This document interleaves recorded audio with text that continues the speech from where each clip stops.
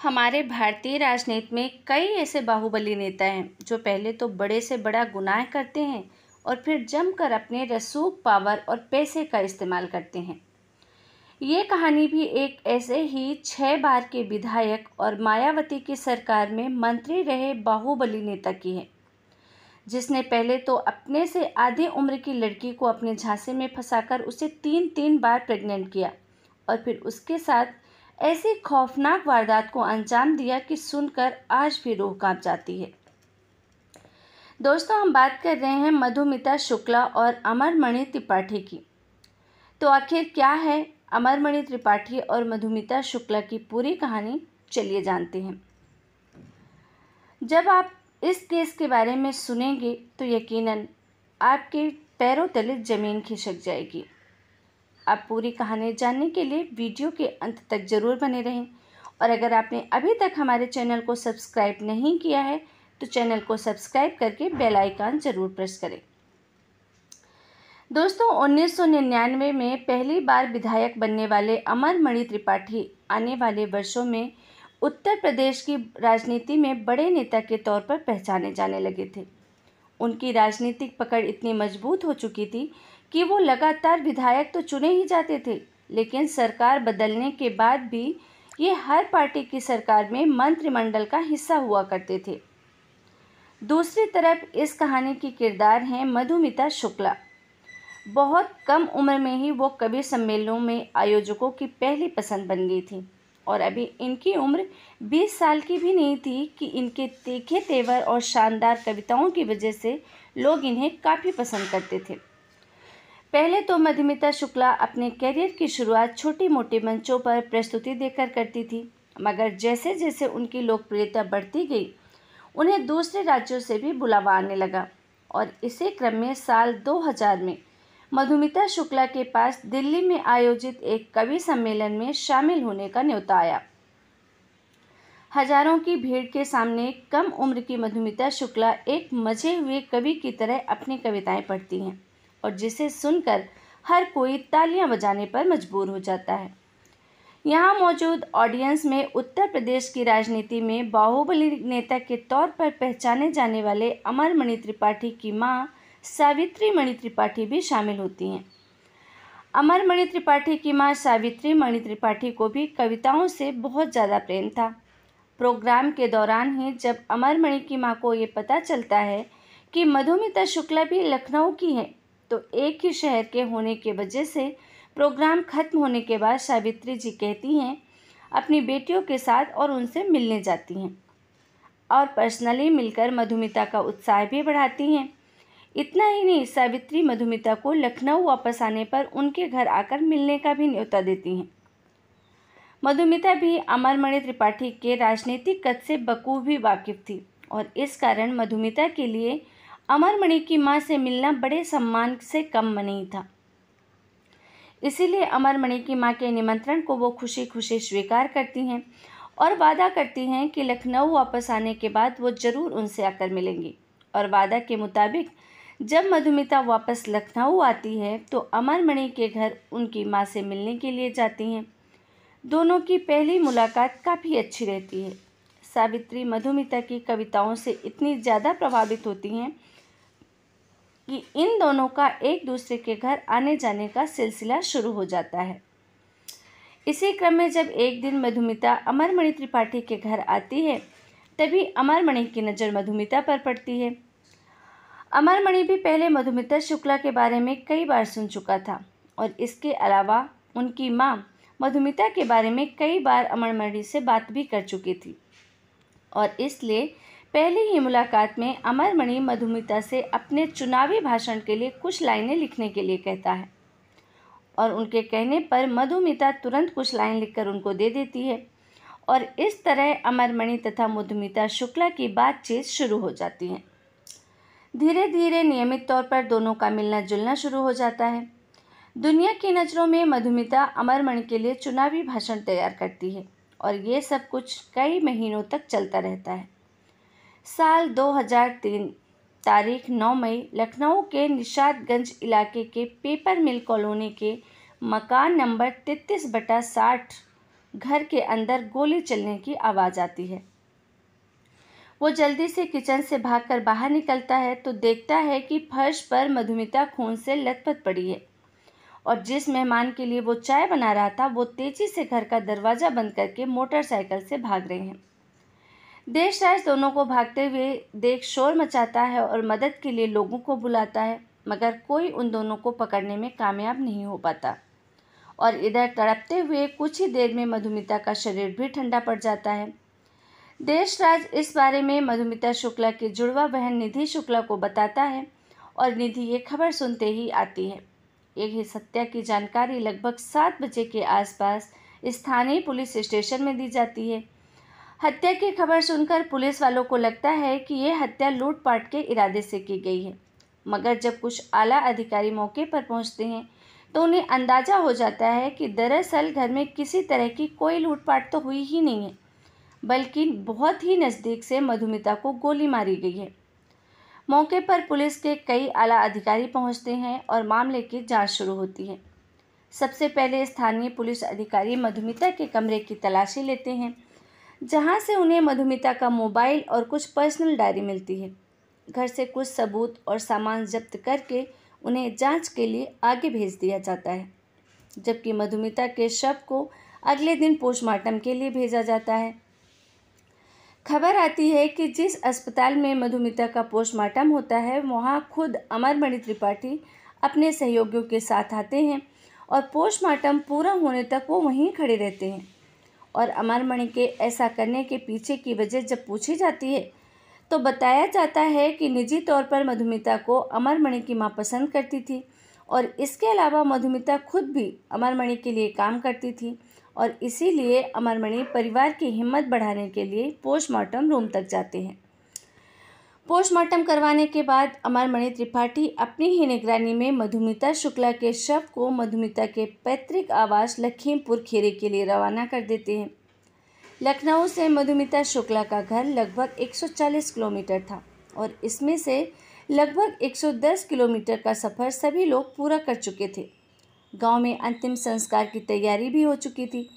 तभी लखनऊ के तत्कालीन एसएसपी अनिल अग्रवाल को गुप्त जानकारी मिलती है कि वो तत्काल ही पुलिस की एक टीम भेजकर किसी भी कीमत पर मधुमिता शुक्ला के शव को वापस लखनऊ लाने का आदेश दें।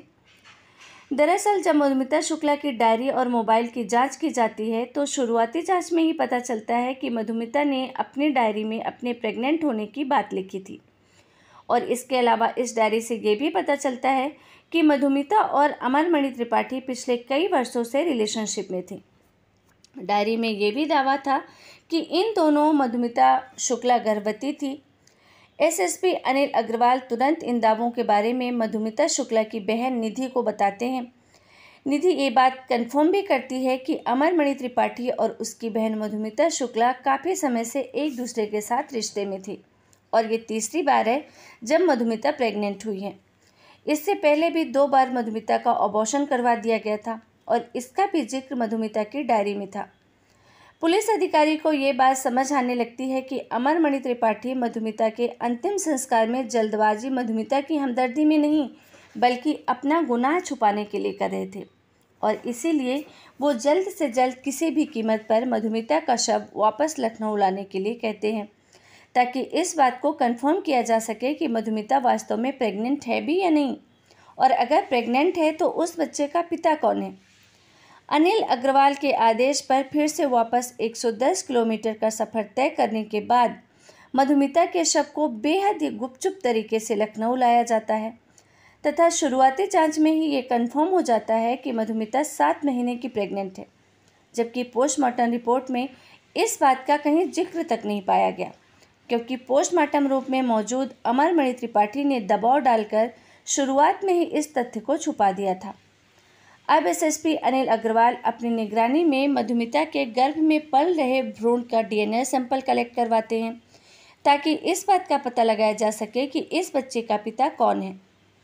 और जैसे कि मधुमिता शुक्ला की डायरी में अमरमणि त्रिपाठी का जिक्र बच्चों के पिता के तौर पर मिलता है, इसलिए पूरी कागजी कार्रवाई पूरी करने के बाद अमरमणि त्रिपाठी का भी डीएनए सैंपल लिया जाता है और कुछ दिनों बाद जब रिजल्ट आता है तो पता चलता है कि वास्तव में मधुमिता शुक्ला के गर्भ में पल रहे बच्चे का पिता अमरमणि त्रिपाठी ही है। और इन सब के अलावा शुरुआत में ही मधुमिता शुक्ला की बहन निधि पुलिस को ये बयान देती है कि अमरमणि त्रिपाठी पर ही बहन की हत्या का आरोप लगाती है और एफआईआर दर्ज करने की मांग भी करती है, क्योंकि निधि के मुताबिक अमरमणि ने मधुमिता से शादी करने का वादा करते हुए शारीरिक संबंध बनाए थे।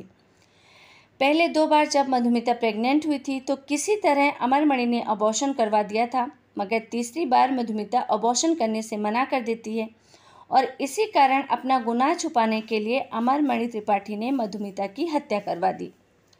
निधि शुक्ला के इस बयान के बावजूद शुरुआती दौर में अमरमणि त्रिपाठी के परिवार को किसी को भी आरोपी नहीं बनाया जाता और न ही उसके नाम से एफआईआर दर्ज की जाती है, मगर जब डीएनए रिपोर्ट आती है तो इस मामले को क्राइम ब्रांच लखनऊ को भेज दिया जाता है। लखनऊ क्राइम ब्रांच के तत्कालीन एसपी राजेश पांडे इस केस की पूरी ईमानदारी से जांच करना शुरू करते हैं और इसका नतीजा ये होता है कि बहुत ही जल्द उनका वहां से ट्रांसफ़र कर दिया जाता है। उस समय उत्तर प्रदेश की मुख्यमंत्री मायावती थी और अमरमणि त्रिपाठी तब मायावती की सरकार में मंत्री हुआ करते थे। मायावती पर आरोप लगने लगते हैं कि अमरमणि त्रिपाठी को बचाने के लिए अधिकारियों का ट्रांसफ़र किया जा रहा है। इसके अलावा लगातार सीबीआई से इस मामले की जांच की मांग होती रहती है, मगर मायावती इस मामले को सीबीआई तक नहीं जाने देती। हालांकि जब बहुत ज़्यादा दबाव बढ़ जाता है तब इस मामले की जांच सीआईडी को दी जाती है।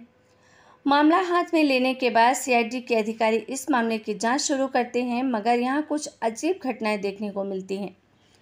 दरअसल जब सीआईडी के 2 अधिकारी पूरी मेहनत से इस केस की जांच करते हैं, तभी एक दिन अमरमणि त्रिपाठी के घर उससे पूछताछ करने जाते हैं तो उन दोनों अधिकारियों को ही मायावती सरकार द्वारा सस्पेंड कर दिया जाता है और अब खुले तौर पर मायावती पर अमरमणि त्रिपाठी को बचाने का आरोप लगने लगता है। हालांकि जब हंगामा ज़्यादा बढ़ता है तो मायावती अमरमणि त्रिपाठी को मंत्रिमंडल से तो निकाल देती है, लेकिन उनके खिलाफ जांच में किसी तरीके की कोई तेजी नहीं की जाती। और इसी बीच बहन को न्याय दिलाने की लड़ाई लड़ रही निधि शुक्ला मामले के बारे में तत्कालीन प्रधानमंत्री अटल बिहारी वाजपेयी से बात करती है तथा उनसे इस मामले की जांच सीबीआई से करवाने की मांग करती है।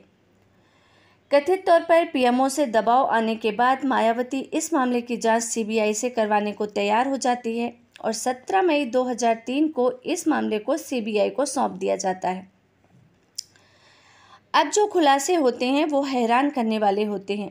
दरअसल इस हत्या में केवल अमरमणि त्रिपाठी का ही रोल नहीं होता, बल्कि पूरी साजिश के तहत इस हत्या को अंजाम दिया जाता है।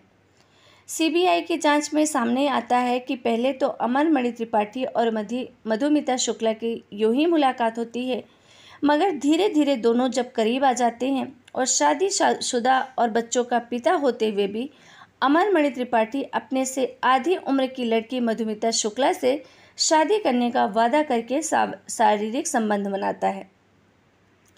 पहले तो 2 बार मधुमिता जब प्रेग्नेंट होती है तो अमरमणि के कहने पर वो अबॉर्शन करवा लेती है, मगर तीसरी बार वो मना कर देती है और तथा अमरमणि पर शादी का दबाव बनाने लगती है। और इधर इस बात की भनक अमरमणि की पत्नी मधुमणि त्रिपाठी को भी लग जाती है कि अमरमणि का चक्कर मधुमिता शुक्ला के साथ चल रहा है और इस बात को लेकर जब वो अपने पति अमरमणि त्रिपाठी से बात करती है तब अमरमणि अपनी पत्नी के इन आरोपों को नकारते हुए कहता है कि ऐसा कुछ भी नहीं है, सिर्फ ये तुम्हारा भ्रम है। फिर भी मधुमणि को यकीन नहीं होता तो वो अपने करीबी रिश्तेदार भतीजे रोहित चतुर्वेदी से कहती है कि अमरमणि पर नज़र रखे। और हमेशा की तरह जब एक दिन अमरमणि मधुमिता शुक्ला के घर मिलने जाता है तो रोहित इस बात की जानकारी मधुमणि को दे देता है। मौके पर पहुंचकर मधुमणि रंगे हाथ अमरमणि को पकड़ लेती है और कथित तौर पर रंगे हाथ पकड़े जाने के बाद सारी सच्चाई अमरमणि अपनी पत्नी को बता देता है।